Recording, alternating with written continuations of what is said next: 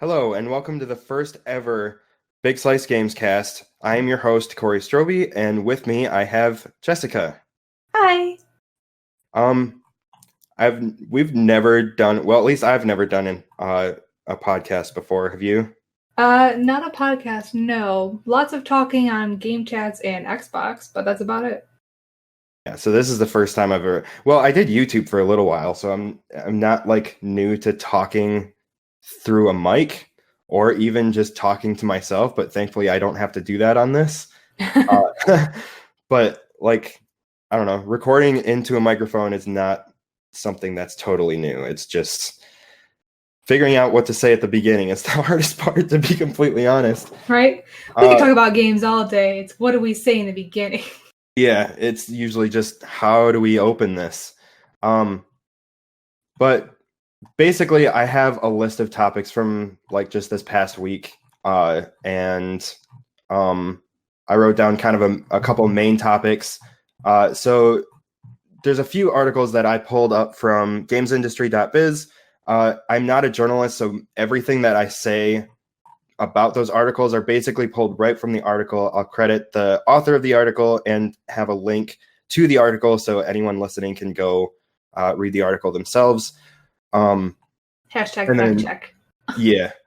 And then just a couple main topics. I know the idea of video game addiction has been coming up a lot recently. And I just recently read Kim Wallace's article. Kimberly Wallace is a journalist at Game Informer, and she just came out with an article at the beginning of the month, sometime like, I think it was July 4th is when it went up on the website. It's called The Tangled Web of Video Game Addiction, and it's a really detailed piece on kind of the whole conversation around that.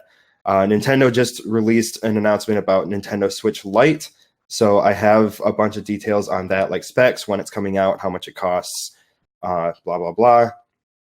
And then we'll just kind of talk about what we're playing right now.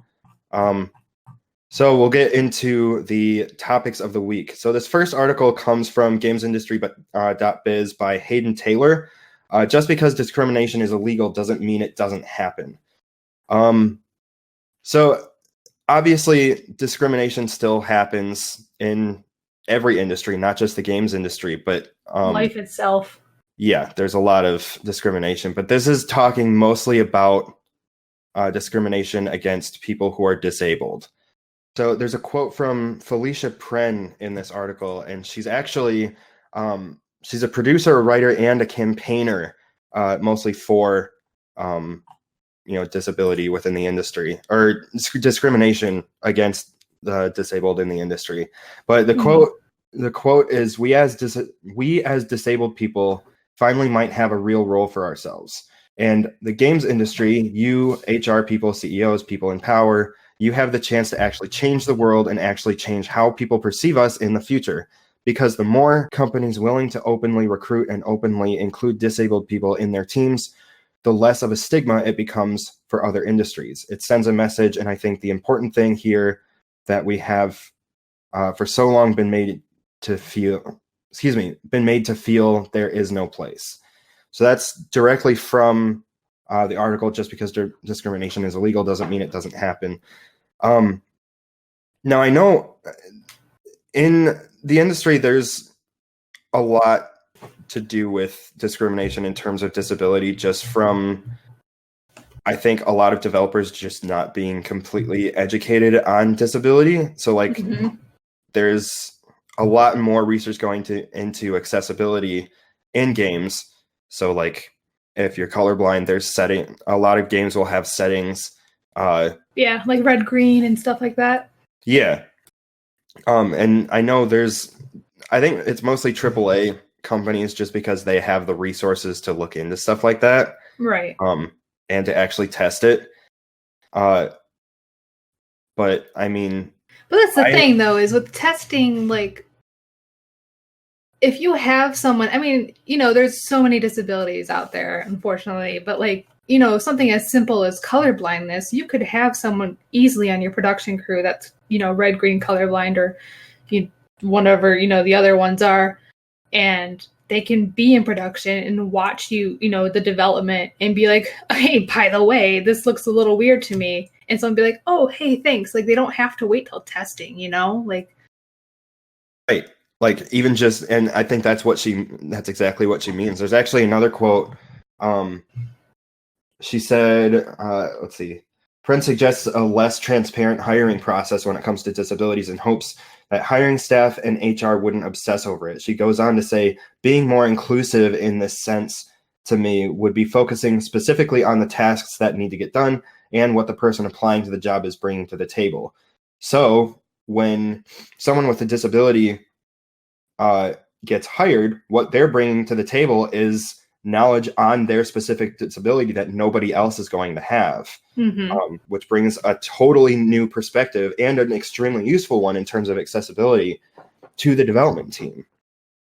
So like if someone is colorblind, like you were saying, if someone's colorblind, then they'll actually be able to help with that. Yeah, I mean, there's colorblind, there's still so little on the map right now when it comes to, adaptive controllers even. So just someone to discuss how something can be interpreted into a different controller, like whether it's like a single-handed Joy-Con for Nintendo or, I think it was just last year they had a commercial with the disabled, little boy in a wheelchair. Yeah, and like he had his own little thing going. So like just kind of things like that. They can have people in there saying like, hey, this will, can be interpreted easily into this controller, stuff like that. Or, colorblindness when it's actually on screen. Right.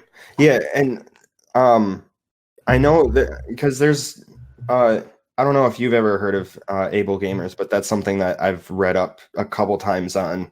But Able Gamers is a charity run by, I can put his face to it, but I can't think of his name.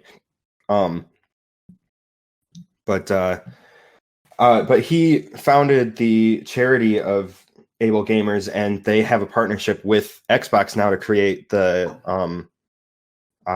those fancy new controllers. Yeah, I think it's literally just called the adaptive controller.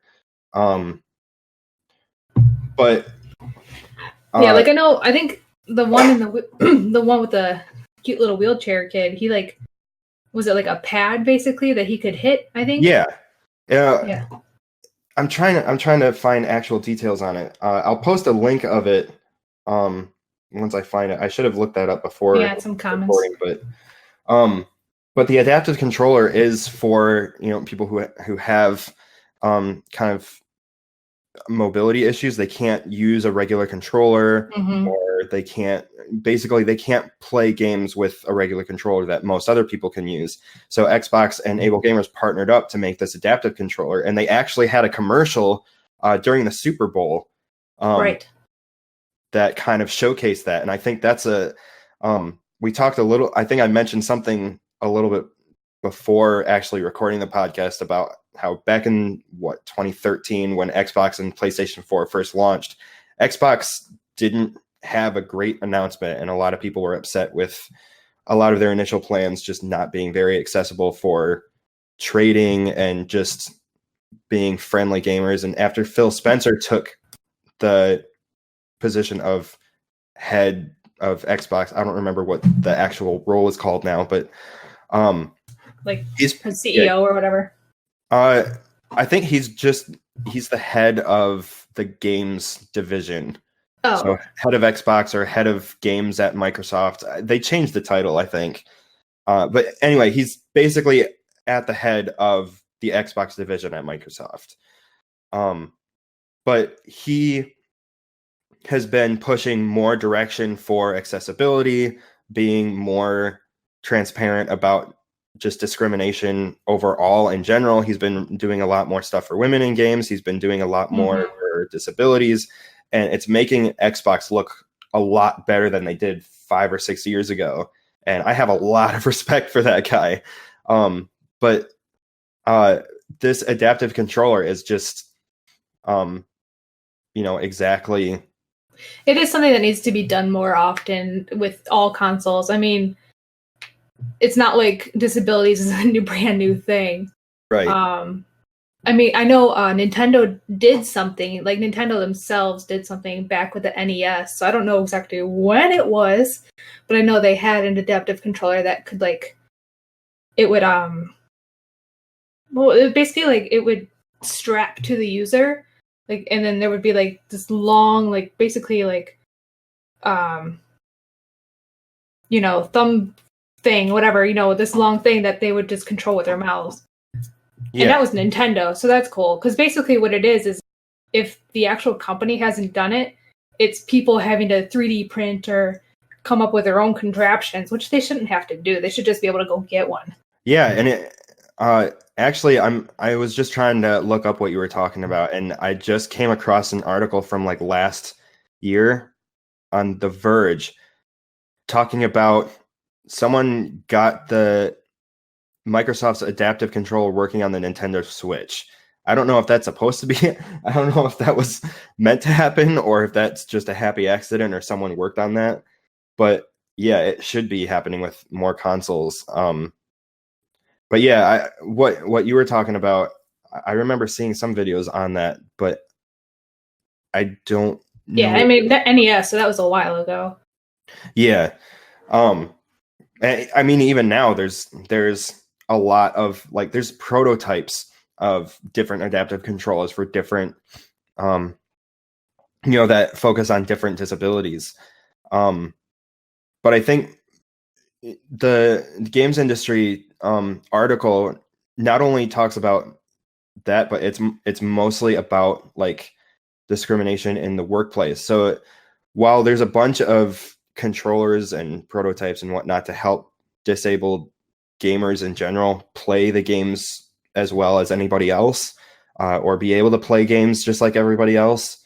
What Pren was talking about in the article was kind of like if there's less discrimination in the games industry as far as disabilities go, and you have more of those people on your team, Mm-hmm.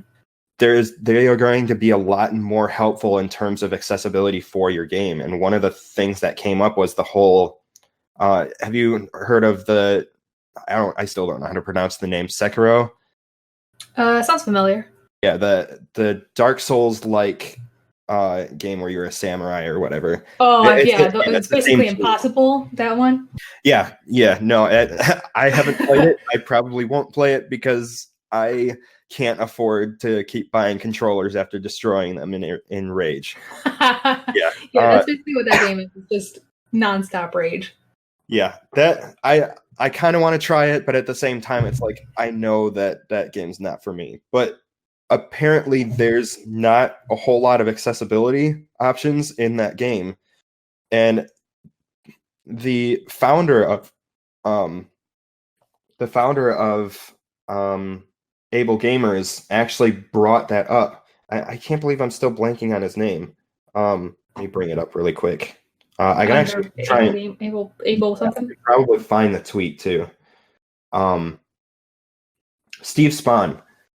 He's the CEO, or excuse me, the COO of Able Gamers, Game Awards Global Gaming Citizen, writer, aspiring Iron Man, guy trying to make the world a better place. He's also on Twitch, so if you want to follow him on Twitch, it's twitch.tv/SteveInSpawn. And I'll post a link of that either in the YouTube description if this goes on YouTube, or it'll be wherever you're listening to this. It'll be in the description or show notes, and you'll be able to go follow him.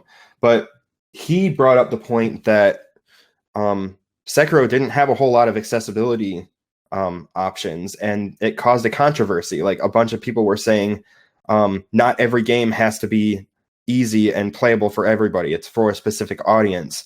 And a lot of people missed the point he was trying to make. The Shocker. point, yeah, of course, everyone got upset about that. And it's like, that's not what he's talking about. He's talking about accessibility options so that people like him can actually play it, or anybody with a disability that otherwise would keep them from playing it has the ability to play it.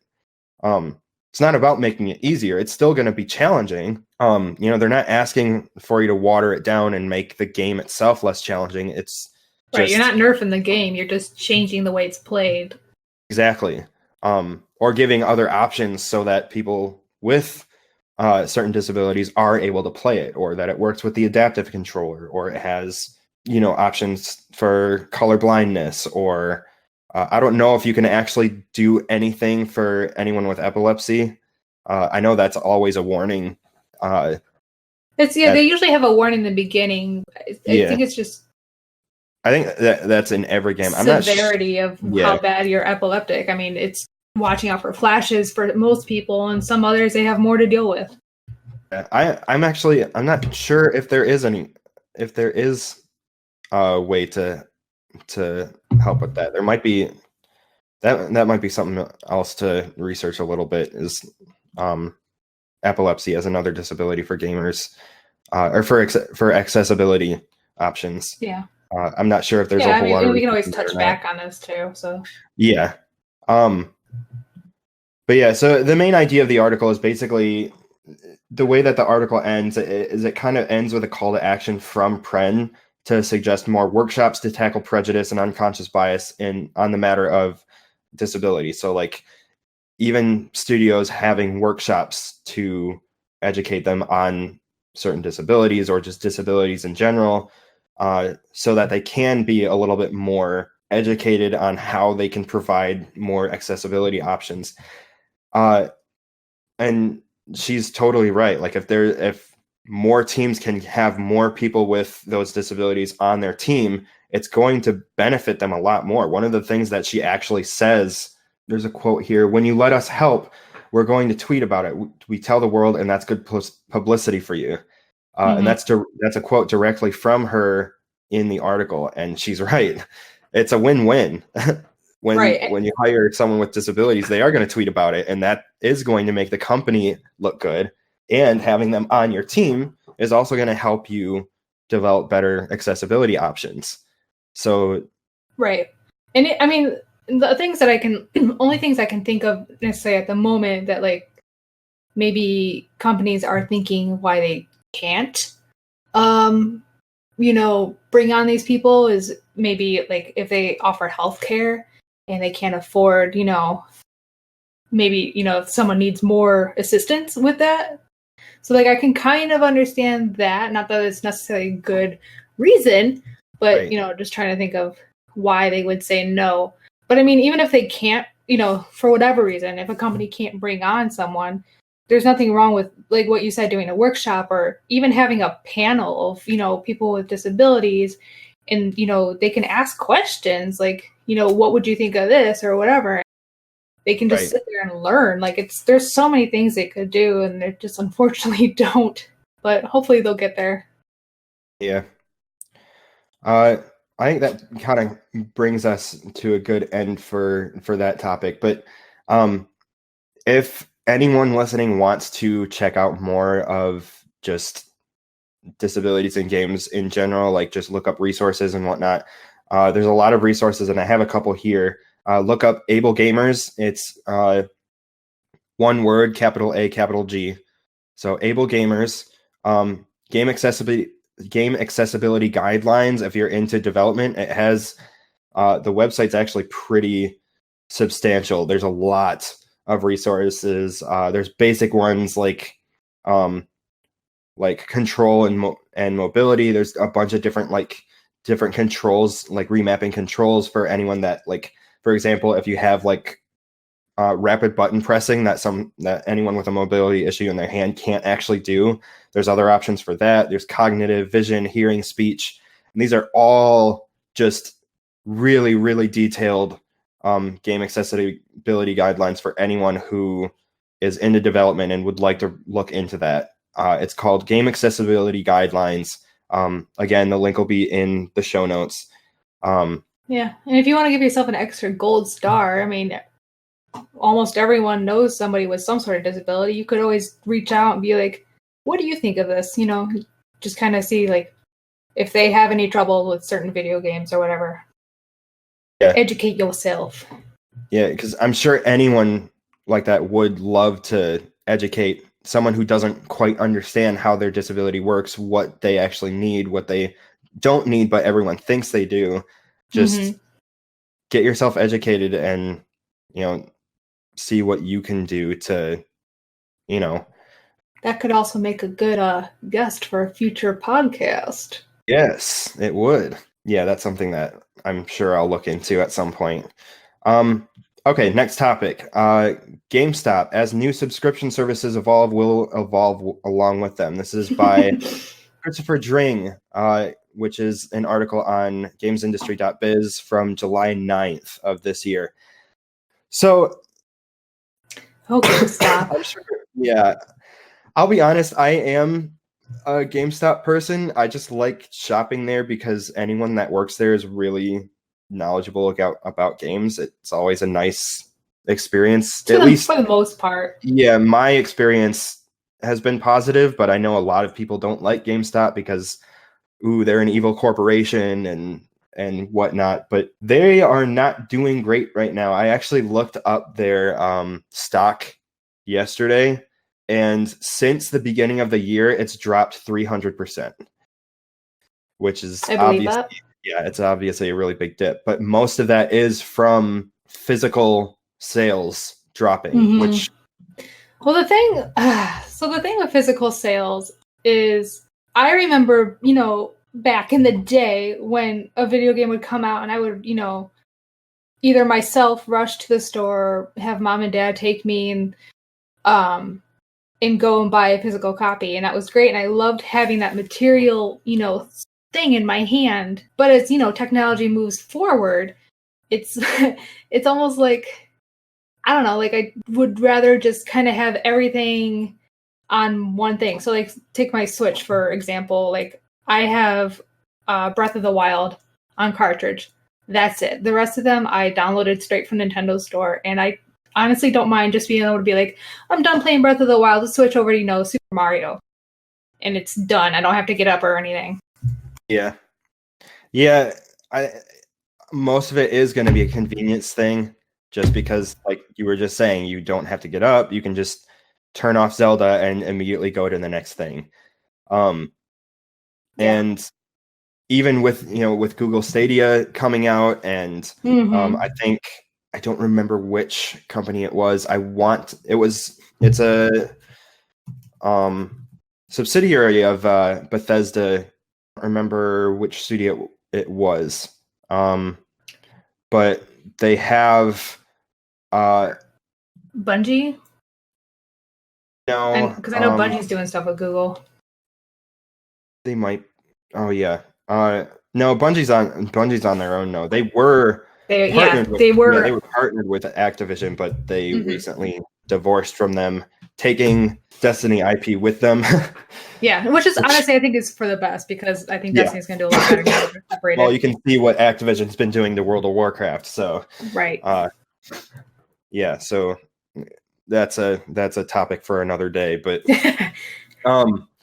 but yeah, so I mean, as far as GameStop goes, they're in pretty hot water in terms of where they are in the business, because most of their revenue was coming from physical sales, along with reselling older games. That's kind of their primary revenue resource, as far as I know. But with less, I know they still have, they still have their power-up rewards, which I know will make a big deal, because I don't believe you can use those online. So, I mean, you would have to go in the store to use your power-up rewards to get the $60 game for however much cheaper, which is nice. Yeah, and I'm a power-up rewards member just because I'm one of the dummies that fall for the whole point system thing. I mean, like it does, which is an incentive to keep going there. But I mean, I like the experience of walking into a store and being able to talk to any of the associates there about, games that you're playing, what you're excited for, because they know what you're talking about. You go into Best Buy and go into the game section, you're not going to get that same experience, unfortunately. You'll just have Best Buy people coming around asking if you're doing all right. Yeah. I mean, nothing against Best Buy. Any other department, they're great with helping you. But when you're buying a game, you're not going to get the same experience as you would going into a GameStop. But yeah, on the power-up rewards thing, the VP of merchandising, Eric Bright, actually, in the quote that I have here, he actually said that they still have 65 million members in the Power Up Rewards. So that's not dying out that's not going to die out very quickly, I don't think. No. Well, plus you also get the what is it called, the Game Informer magazine, either digital or physical, when you're a Power Ups reward member. And I remember, because we were reward members for a while, we literally just recently stopped. But I remember every time a Game Informer would come, you get to go through and either see what's out now or what's coming up, and it's just kind of a fun way to, keep inside that game world and see, what's going on, which is a nice perk. Yeah. Plus, I mean, when you do the GameStop Power Up Rewards, you get the magazine subscription for free, and it's a whole year. Right. So it's like, I always went for the physical copies just because I like having something next to me that I can just pick up and read. Yeah, we did the physical too. But yeah, actually, it was in Game Informer that brought up one of the topics that we'll go over later, the Kimberly Wallace's article. But I mean, as far as GameStop goes, one of the things that Eric Bright was talking about is they have actually, I'll quote directly the article. They said, and he talks about E3 a little bit. Christopher Dring, the writer of the article, he says, this year's E3 was dominated by new stores, including subscription outlets such as Xbox Game Pass, EA Access, and Uplay Plus. It was about cloud platforms with the incoming ability for people to buy games directly via YouTube and stream them immediately. So games are starting to coming to the approach of like what Netflix is doing with movies and TV shows, and it's not that far away. If you've seen Google Stadia demonstrations, game streaming is actually really close to being a totally viable way to play games. The only issue is if servers go down, you're not going to be able to play the games. Right. But there's I don't remember what it's called. I'd have to find it. But there was an announcement at E3 that one of the developers were working on something to help the actual streaming process. It's supposed to help the stability of it. It's supposed to decrease latency between you and Google servers. And it's something that they were going to be working with Google directly on. Yeah, I do remember. I don't remember what it was, but I do remember. It's like Outcast or... Yeah, I mean, but either way, like, if they're able to have such a big platform for play anywhere gaming, that's a huge deal. Yeah. I mean, mobile gamers are their own little thing, but right. Being able to, pull up, let's say like Borderlands 3 is coming out, being able to pull up Borderlands 3 when you're sitting in, the park somewhere, that's kind of cool. Yeah, and I think that's kind of one of the things that's working against GameStop unless they figure out a way to make revenue off of that. If they can figure that out, then they should be okay. But I mean, with their stock constantly dropping, it's going to be hard. Like sorry, go ahead. No, you're fine. I was going to say, just the game share in general, I know isn't helping them, because when game share really took off, that's when we stopped being big GameStop people, because, my husband and I have an Xbox for each of us. And so if he buys a game share allows both of us to play it. So we don't have to go out there and spend $120 for 2 games. We get, the $60 game, the both of us can play on each of our Xbox and play together and all that stuff. So it's like not just convenience, but you're saving a bunch of money. And right. I mean, I think the main con that goes for me personally, the main con to not having a physical game is that when I'm done with it, or if I just don't like it, I can't return it unless you go through a whole bunch of stuff through customer service, but it's just not worth it at that point. Yeah, I mean, not only that, but when you buy something digitally, I'm not sure what the actual numbers are, but I'm pretty sure the developer and the publisher make more of that money back because they don't have to worry when it comes to physical sales. They don't have to worry about paying for the actual discs and getting them manufactured and then sent out. they can just literally send the build right to the store, and then boom, it's right there. I think the only thing that they'd have to pay for at that point is just the spot on that store. So like Xbox gets a cut, Sony gets a cut, Nintendo gets a cut, whatever it might be. And that really works against GameStop's physical copies. The only thing that GameStop has at that point is what Eric Bright was kind of talking about with, he goes on to say, GameStop is supposedly looking into ideas on how to monetize the idea of, he calls it a community where gamers can come and congregate and learn about all the items, meaning merchandise and games that GameStop has to offer that are out there.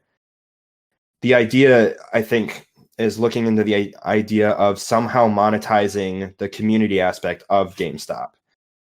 And if they can figure out how to do that, then good for them. That would be awesome. Mm-hmm.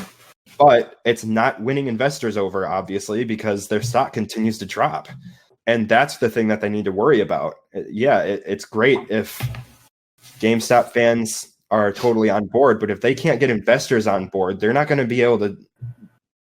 I mean, how are they going to, if they can't get their investors on board, then how are they going to survive?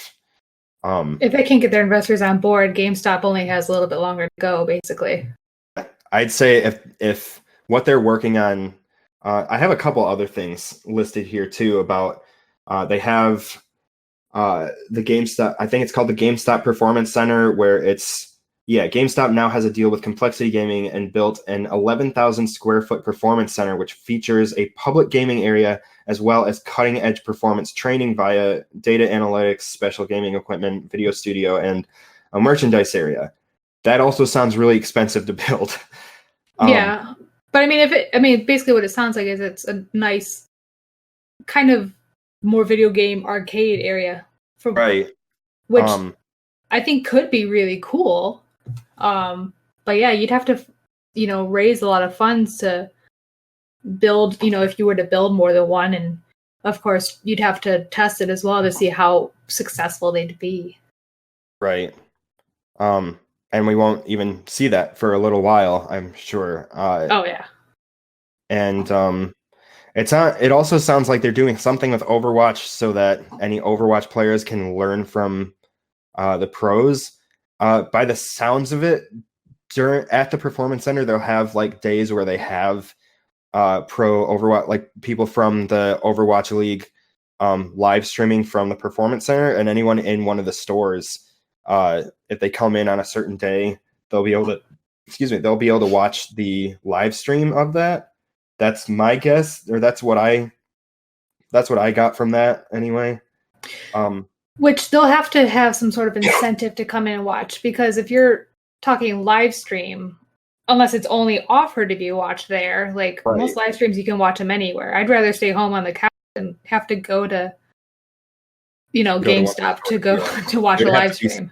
Yeah, like you said, there'd have to be some incentive. Unless I'm misunderstanding that, but that's what I got from that. If anyone listening has a better idea of how that works, let me know, because I might have misunderstood that, but like I said, that's what I took away from it. And then let us know if you want to just drive to a place to go watch something. I'm curious to know if there's people out there who want to do that. I mean, movie theaters are still existing, but there's incentive to go there. Well, yeah, you're going to watch something that's not available anywhere else. Unless you pirate it. But we do not condone that kind of activity. We do not. People worked hard on that stuff. They deserve money. But yeah, he pretty much ends the interview saying there will be more news in the upcoming months about how GameStop will transform from a transactional retailer into an experience-based retailer. And I think that's really what they need to do, is they do need to make that an experience-based retailer that works. Otherwise, I would say that easily within the next 10 years, GameStop is just going to be in the same place that Blockbuster was, a company that couldn't keep up with the changing industry. Although, they couldn't keep up with technology and changing just everything. But that's not to say that I deeply miss Blockbuster. There was just something nice about going in and renting something like a new video game and just to test it. Yeah, that was always really fun. I remember growing up going in and getting like Nintendo 64 games is kind of where we were. Where my brother and I grew up. The first time I ever played Banjo-Kazooie was I rented it because I saw my cousin play it. That's like one of my favorite games from my childhood. But yeah, they need to become GameStop needs to become that experience-based retailer that works. Otherwise, they're going to be gone within the next 10 years, maybe sooner, based on how we see their stock doing. Dropping 300% in the last 6 months. They need to get their investors on board with what they're doing. Otherwise, they're not going to survive. Right. Which, I mean, brick and mortars in general are always having a hard time. But yeah, that GameStop in general, for what they're trying to sell and their general audience, I feel like even harder for them. Yeah. Okay, moving on to the next topic. We are running a little bit out of time, but yeah, we can skip topics if you need to for time wise. Yeah. We'll go over this one really quick because this kind of hits home for me because it's based on more development stuff. But Hello Games, Sean Murray, who's the founder and I think he's the studio manager too, or studio head. But positive No Man's Sky stories don't do as well, and that's a problem. Hello Games founder and studio director Sean Murray suggested a disconnect between the journalists that developers talk to and the people who are likely to buy the finished product. Basically, what he's talking about there is the disconnect is that journalists and developers both understand how games are made, and just Hello Games started showing off No Man's Sky back in, I want to say it was 2014 or 2015. No, maybe even earlier than that because it came out in 2016. I want to say that I saw that its first coverage in Game Informer back in 2013. That could be wrong. I just remember I saw stuff like 2 years before it actually came out. But yeah, it was a little while ago. But I mean, it's kind of been a journey with No Man's Sky. So yeah, it's been a bumpy ride, that's for sure. Excuse me. But with No Man's Sky, when you look back at some of the early videos that they showed off at like E3 in 2013 or 2014, it was a pretty different looking game compared to what first came out. Absolutely. I mean, at that point, I think I was studying game development, or I was kind of educating myself a little bit more on how the development process. So when it came out and looked a little bit different, I don't think it surprised me as it did a lot of other people, and that's kind of the disconnect that he was talking about is games journalists and game developers both understand how the development process works, that features will be cut out or changed. Some things that you see in an earlier video might not be there, especially 2 years prior to launch. Right. And a lot of the players that first played No Man's Sky didn't quite understand that, and they were justifiably upset because it was a pretty bare bones comparison to what was promised. Right. And that's the key word, is promised. Like, they said so many things that the game was going to be. And I mean, like, the biggest thing, I believe they even said multiplayer, open world, just a few things like that. And when the game came out, people saw none of what they talked about. And that's where the most disappointment came from. Yeah. I don't remember if multiplayer was promised, but he definitely did say that you would be able to play with other people. But I think at the very beginning, it was like an online game to begin with. But I mean, with how big that game is, literally the size of an entire universe. Oh, it's huge. So it's like the odds of you actually running into somebody within literally 18.6 quintillion planets. The odds of you running into anybody else playing the game is so small that you shouldn't expect to see anybody at all. But I mean, that aspect is way better now. But I mean, going back to what he was talking about, that disconnect there. So this is a quote out of that article. The article is by Matthew I don't know how to pronounce that name. Matthew Handrahan. I'm sorry if I mispronounced your name, but that's gamesindustry.biz again from earlier in the month or sometime last week. I didn't actually write the date down. But there's a quote from Sean Murray in there. It says, "It kind of kills me that we don't see that much of that anymore in terms of journalism these days, in terms of games journalism, where people talk freely and educate people about game development and how it works and what's going on behind the scenes. There's a disconnect there. Clearly to us, it's obvious that some features are working and some aren't, and some things we tend to do work out and some things don't. We've cut out this feature and put this other cool one back in. We're just going back and forth like that as, again, just a handful of people making our game." And again, not a lot of people in the audience actually understood that. You know, a lot of features do end up getting cut because they don't quite work the way that they wanted, or they added a feature that kind of broke that previous feature, and so on and so on.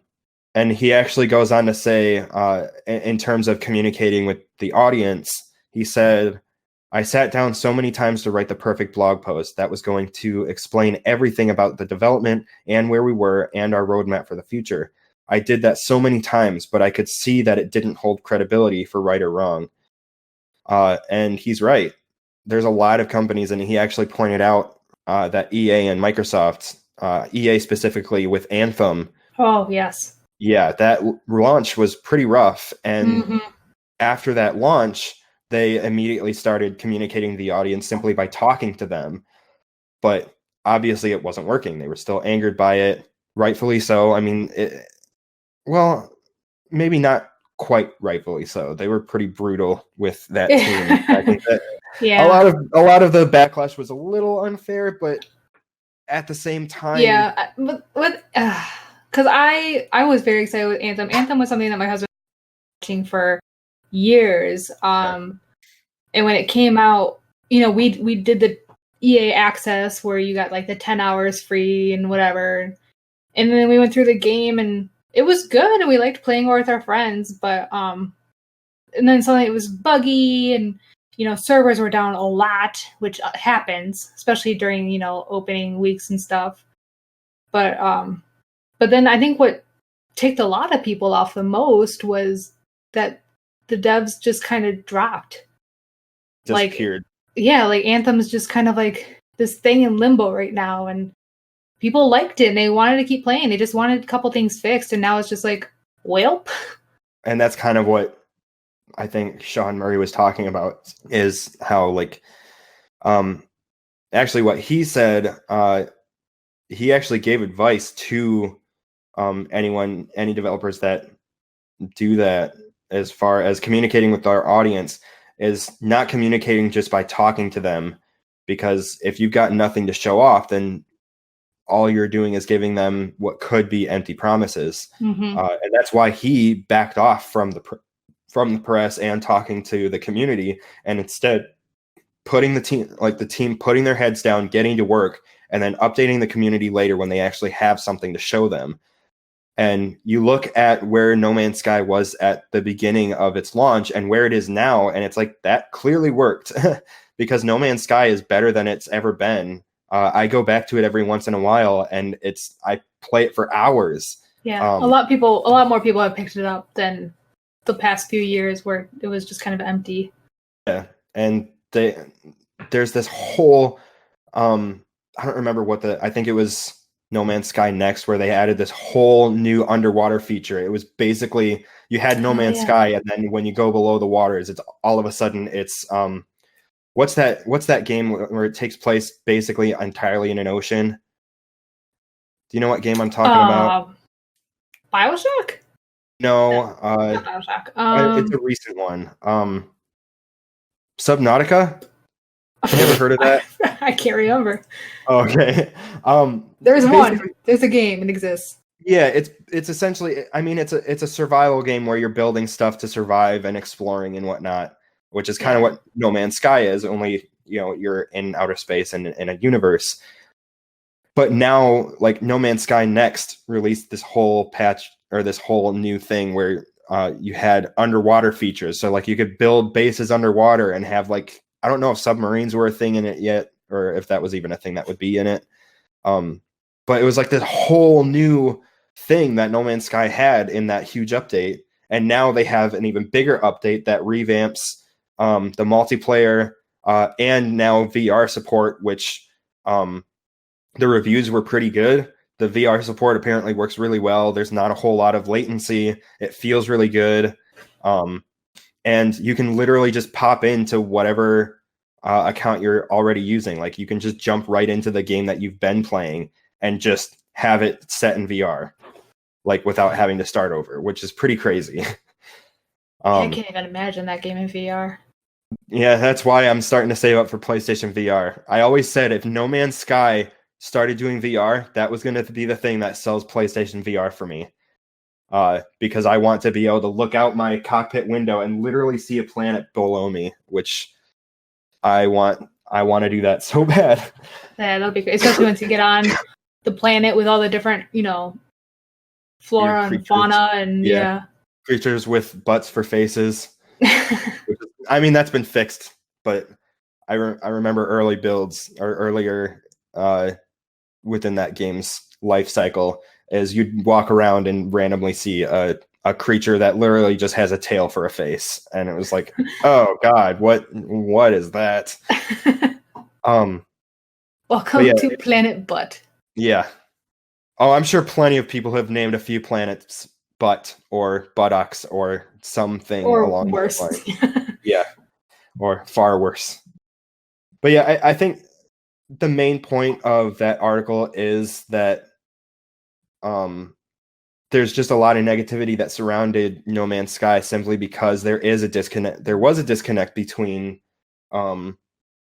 between games journalists and the developers and the people that ended up buying the final product, not really understanding how game development works, and the fact that Hello Games did make some promises that didn't quite make it into the game. And Sean Murray even said himself that he's not a big fan of talking to the press. It's something that he didn't get into games to do.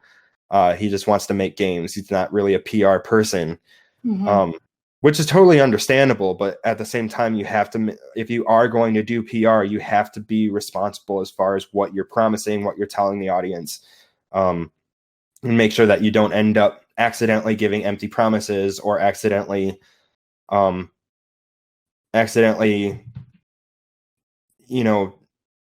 something that could be easily misinterpreted. And I think that's again, nothing against Sean Murray. I have the greatest respect for that guy. But when you're not a PR person, you might fall into pitfalls that otherwise a professional PR person might not run into. Right. And disclaimer, this is not Sean Murray from NCIS. Yes, this is Sean Murray from Hello Games. That's it.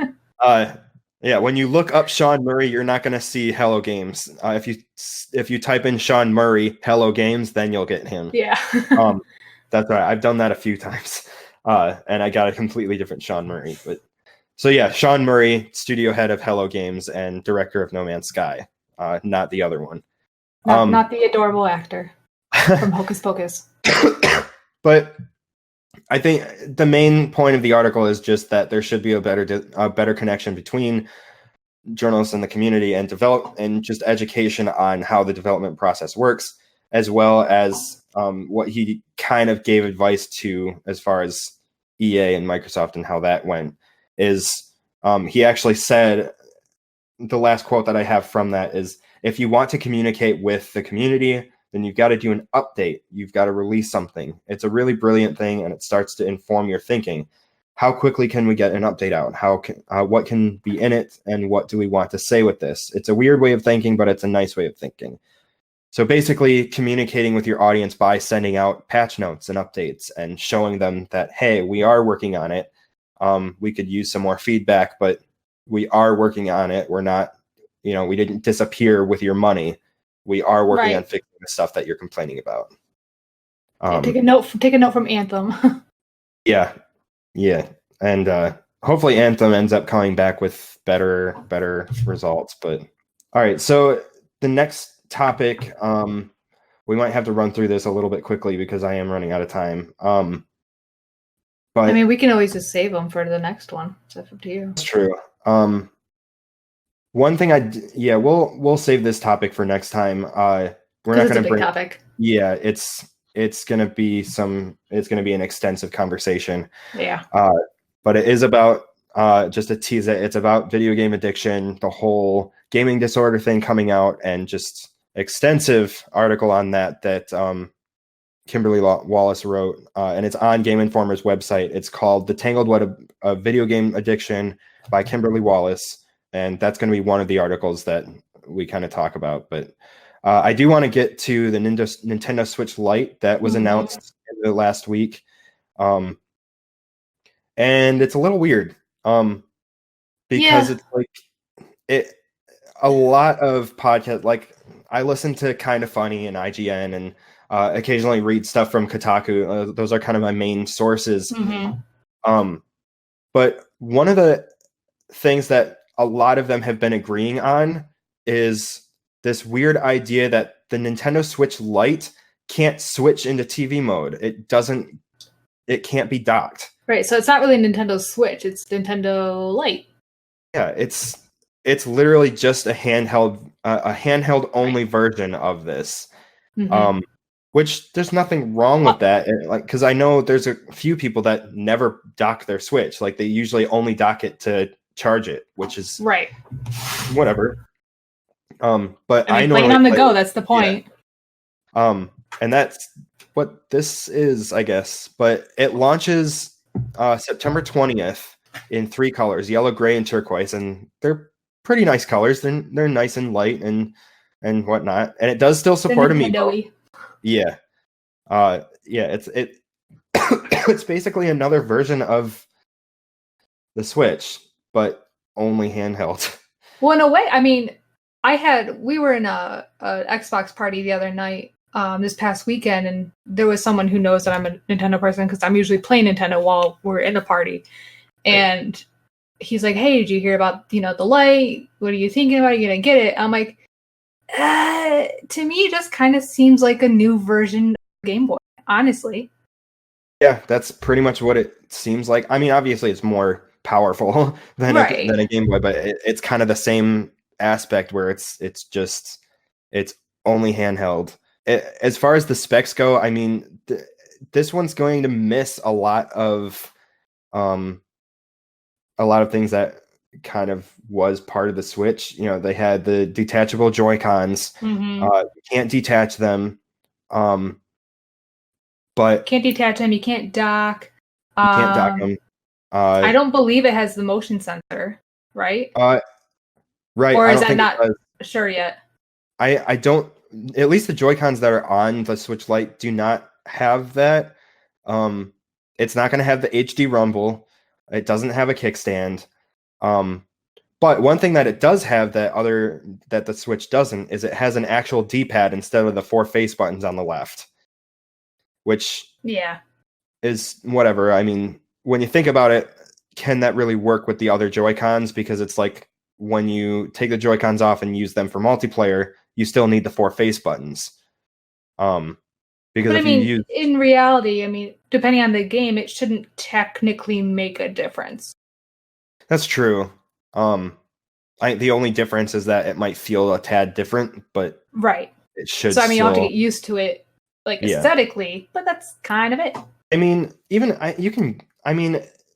I know Doug Bowser said something about where's the quote? He said, I don't actually have the quote written down, but here it is. According to an interview with IGN, Nintendo of America President Doug Bowser stated, "There are no plans or nothing to announce in terms of further variation of Joy-Con." So a lot of people were wondering if with the inclusion of the D-pad on the new Switch Lite, could we see a traditional D-pad on future Joy-Cons? And what I took away is he said nothing to announce about further variation. But it doesn't mean there's nothing to make, nothing in the making. Right. But he did say there are no plans. I don't know if that was just a misquote, but that's kind of picking at straws at that point. But I mean, I could see that because they also announced it as introducing to the Nintendo Switch family, which makes it kind of seem like more things are coming in general. That's true. I didn't think about that. And so, yeah, I mean, there could be another thing coming. I mean, like, look at iPhone. They have iPhone X, and then there was XR, and blah, blah, blah, blah. So it could be something like that, where hundreds of it's Nintendo Switch, variations. Switch Lite, and then something, yeah. Yeah. I mean, right now, it's just the Nintendo Switch Lite. I think, I mean, I wouldn't be surprised if they came out with pairs of Joy-Cons with a D-pad. I know he said that there weren't any plans to do that, but I wouldn't be surprised if that got announced at some point before the Nintendo Switch Lite actually came out or comes out, which is, again, September 20th. I mean, it could be a Christmas announcement, technically. Yeah, as long as like they have it could be like a holiday thing. Yeah. And speaking of the Nintendo Switch Lite, there's going to be another color variation. It comes a little bit later on November 8th. But it's getting a Pokemon Sword and Shield edition, which has on the back of it, and I'm probably going to butcher these two Pokemon's names, Zacian and Zamazenta. Those sound right to me. Yeah, it's the two legendary Pokemon for Sword and Shield. So the Sword Dog and the Shield Dog. Yeah.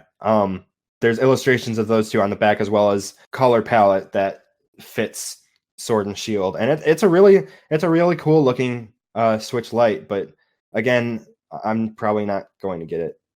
Right, but, and just because it's coming with the Sword and Shield Pokemon doesn't mean that it comes with the game, correct?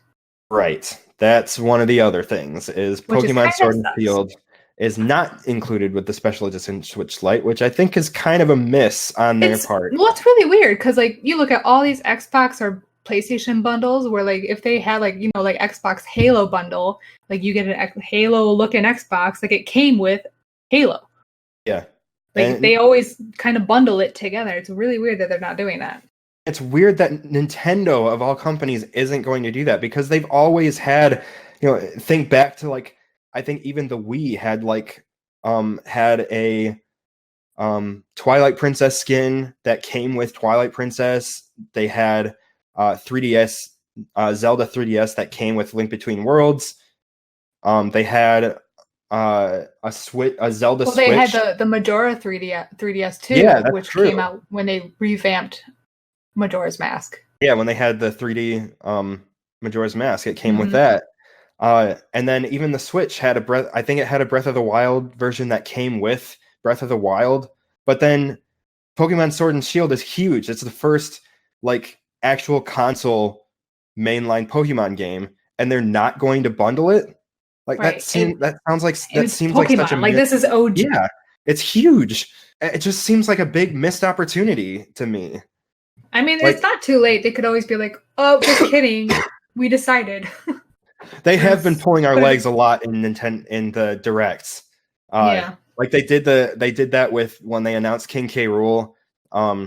Right. And then they did the exact same thing with the Banjo announcement back at E3. Yeah. Which by the way, we watched in our hotel room at E3, and it was the first time I ever jumped up in excitement, screaming at Nintendo Direct. I was super hyped for Banjo coming out, but that's a little off topic. It just seems like such a missed opportunity not to bundle that, you know? Another thing that actually the GameSpot article that I have here mentioned something about they looked into it, and they quoted, or the quote that I have here is, "By design, there will be a few games that won't work with the new Switch Lite, such as the Nintendo Labo kits, right? Because with the Switch being smaller, you know, the Labo kits were designed they won't fit in the $70 cardboard boxes." Yes, the $70 cardboard. It won't fit. Unless they come out with new designs for that, which we don't know anything about that. There's not been an announcement, at least as of this recording. But yeah, such as the Nintendo Labo kits, in the case of something like 1-2 Switch, where you need to sync a separate pair of Joy-Cons.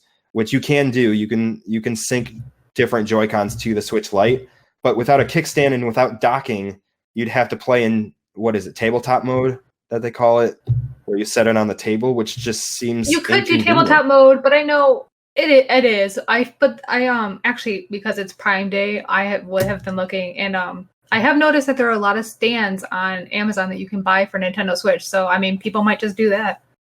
Yeah, there's the SwitchFix, Right. which a little off topic, but when I was in line to play Luigi's Mansion 3 at E3, I just happened to be standing next to the guy that invented it, and he was showing it off to me. No and kidding. Stuff. He's a really cool dude. And he showed me the one that he customized for Andrea and Renee of Kinda Funny and What's Good Games. Mm-hmm. That had her logo on it, and he let me try out. He had one that he was carrying around to show people, and he let me hold it and try it. And it's like, it's super, like, it's really good. Like, it's not like, it's really tight. Like, I don't even know how to describe it. It's a good quality piece of gaming accessory. Piece of hardware. Yeah, it's super good. Like, I mean, it connects to the Pro Controller. The idea is so that you can carry it around with a Pro Controller, but it attaches to the Switch, and I moved it around a bit. I moved my hands around a little bit. Like, I tried to test it. Like, I'm super into a game and shaking the controller, and I tested that, and the thing didn't move at all. But when you want to adjust it, it's not hard to adjust. It adjusts really easily. But at the same time, if you're moving around, it's not like moving with it. So it's like it stays in place even when you're moving around, but it's still easy to adjust, which I think is pretty wild. I don't really know how to describe it without like actually having one. I'll have to get in contact with them and see if I can get my hands on one. But it's super cool, and I hope that it takes off. I know a lot of big name podcasts have talked about it. They talked about it on the Kinda Funny Gamescast. They had it on Kinda Funny Games Daily. I think Game Informer talked about it. I think Kotaku did an article on it. Yeah, I'm sure it'll take off. Yeah, GameSpot talked about it. A couple people on GameStop have their own. I think it's going to take off pretty quickly in the next year or so. Once he gets, as far as the business goes, he gets everything taken care of. I know he said that the patent is pending, so he's still working on that part of it. Mm-hmm. I'm sure he's going to have to get in contact with Nintendo at some point in order to do that fully legally, because I don't know if he can get in trouble with that with Nintendo or not, with it being an accessory for the Switch. I'm not really sure how the legality of that works, but yeah, I don't know. I really hope that it takes off, because it's a really awesome and useful piece of hardware. And it sounds like it'd be perfect for the Lite. Yeah, I'm sure he's already looking into that. I don't know if it I'm sure he'll make specific ones or adjustable ones for the Switch Lite, but that's just another thing that could help with the Switch Lite in terms of like its size or accessibility or whatnot. You'll still be able to use a Pro Controller with that. But yeah, I mean, as far as specs goes, the screen is 5.5 inches versus the regular Switch is 6.2. Resolution is the same. I know the regular Switch, when it's undocked, is 720p. It's the same thing with the Switch Lite. The only difference is obviously you can't dock it, so you can't get the 1080p. Battery life, I know, is longer. Yeah, battery life is slightly longer. 3 to 7 hours instead of the 2.5 to 6.5 hours. So you get an extra half hour, give or take, of battery. They're both using the same GPU processor. The graphics processor is the custom NVIDIA Tegra, it's the same on both. They both have the same amount of memory, 32 gigabytes. Which is not a lot, so I suggest getting a additional memory. Yeah, they still need to do something about the hardware size, but I mean, that's something that can be worked on, I guess. I know they still have cloud saves available. I'm not really sure on the details on that. Yeah, I don't use cloud save, so I'd have to look into that too. Yeah. Otherwise, just get a different hard drive I would suggest doing that because if you use the Switch a lot and have a lot of games on there, you're going to need that. Yeah, especially if you're like me and get them all digitally. Yeah, you run out of space really quickly. Yeah, that's one of the reasons I buy physical. Well, I just like seeing the physical games on the shelf too. It's always really cool to have, but that's if you're into having a physical collection. Otherwise, there's not that much value for having a physical collection other than holding the physical copy in your hand, which I'm the same way with books. Right. I like holding books and turning the pages and stuff. Oh yeah, books is a whole different topic for me. Yeah. But yeah, I mean, the Switch Lite seems like it's pretty cool. It's $100 cheaper. So it's $199.99 versus $299.99, or rounding up $200 versus $300, which is that's a nice little drop in the price, which seems about right. It sounds like it's more geared toward kids that like to carry around the little handheld. I mean, it's for anybody. I know Greg Miller from Kind of Funny Games said something about having one as your main. So like having your regular Switch as your main one, your primary one. A travel. Yeah, and then the other one as your travel, because you can link the account. So it's like whatever games you have on your regular Switch can be downloaded onto your normal Switch. And if you have cloud saves, then your save files can be saved on the cloud too. So it's like if you're going on a travel, you can leave your regular Switch home and then take the Switch Lite as your travel one and still be able to play the same games and on the same files. That's if you're using cloud saves a lot. Yeah. Which I think could be really useful if you have the money for it. Otherwise, it's like the regular Switch was designed for that anyway, to be travelable. So it's like... Right. I mean, like mine is docked about 99.9% of the time, but every now and then, if I'm on like a 3+ hour car ride, I'll take it with me. Yeah. Yeah, I mean, I usually play my Switch docked anyway. I rarely pick it up. I mean, if I go somewhere and I take it places all the time, but I end up not playing it. Like I took it with me camping. I took it to E3 and barely picked it up. Mine's literally just for the car ride, because once I'm at the place, it's like I'm too busy to touch it. Yeah. But yeah, you can see the articles on there. There's I didn't go into the details on this, but there's an article by Jonathan Dornbush from IGN. 9 Nintendo Switch Lite questions answered by Nintendo. I suggest looking it up if you want to know more about the Switch Lite. I didn't quite go into that, but I think that's the gist of what the Switch Lite is. It's a smaller Switch with less of the benefits that the original Switch has. It kind of removes the whole Switch idea of the Nintendo Switch, where you can switch from TV to handheld, but just take out the Switch. It's a Nintendo Lite. That's all it is. Yeah, pretty much. Also, it's a giant missed opportunity to call it the Light Switch. I don't know why they didn't do that. But yeah, that's pretty much the gist of what the Nintendo Switch Lite is. Did you have anything that you wanted to add about that? No, I mean, was it funny? Kind of Funny said the travel thing. I think that's if you can afford it, I think that is kind of nifty. But other than that, or I mean, if you have kids, like if I had a kid, I don't want them touching mine, so I'd get them that kind of thing. But yeah, like have the kids have their own kind of little one. I think they need a little bit more to incentivize whatever I'm trying to say. People to trying to get people to to go get it. Yeah. Yeah, but it comes out.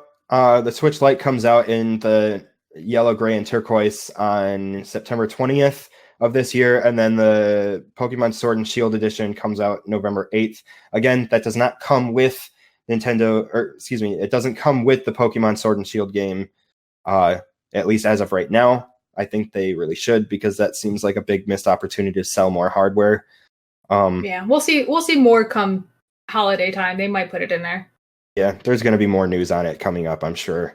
We'll see what Bowser does. Yeah, I think that about wraps up everything. As far as what we're playing, I don't have a whole lot of time to go over that. I've just been playing a few things. I played What Remains of Edith Finch the last weekend and really enjoyed it. It's like a 3-4 hour game. It's like one of those walking simulators, which are really my jam. I love those. And I've been playing Assassin's Creed Legacy of the First Blade DLC for Odyssey, which is really neat. It follows the very first assassin to use the hidden blade, Darius, and he is a huge badass. That's pretty much the gist of what I've been playing. Yeah, I'm replaying Breath of the Wild for the third time, trying to 200% it.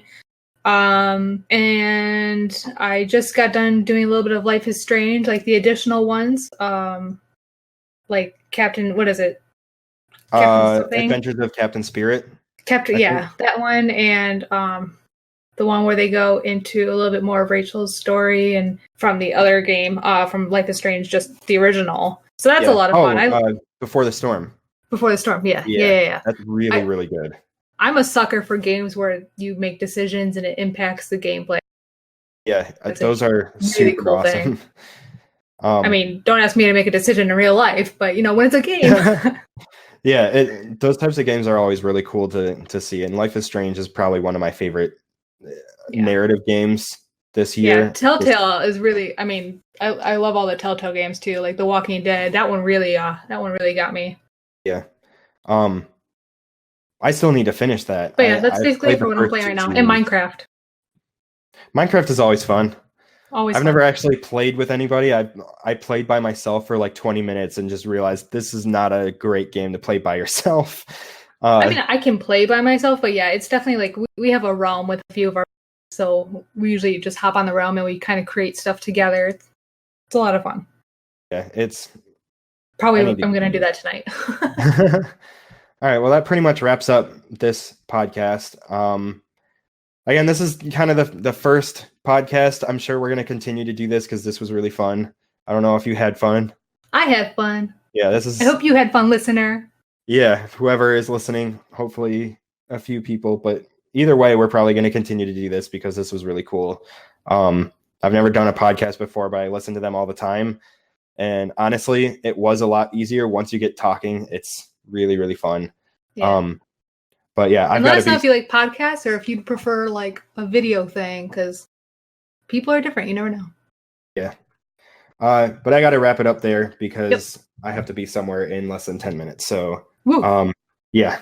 Luckily, I'm only 3 minutes away, but I still have to get ready to go. But yeah, you can find me. Actually, you can find BigSlice Games at facebook.com/BigSlice Games. It's where I post a lot of updates on any games that I'm working on, upcoming videos and upcoming updates about BigSlice Games. You can follow me on Twitter at Strobe Official. That's STROBBE Official, one word. And Jessica, where can they find you? You can find me. I'm on Twitter. I believe it's at Phoenix Lee. I'd have to double check, honestly. Or you can find me on Twitch, even though I don't often stream. I'm still kind of getting out there gaming wise. So, I mean, I also have a photography company, but we don't have to get into that today. Okay. That's something that we can promote a little bit more later on. But yeah. But yeah, thanks for listening, and hopefully you'll hear more podcasts from us in the future. Whoop, Bye. Whoop. Bye.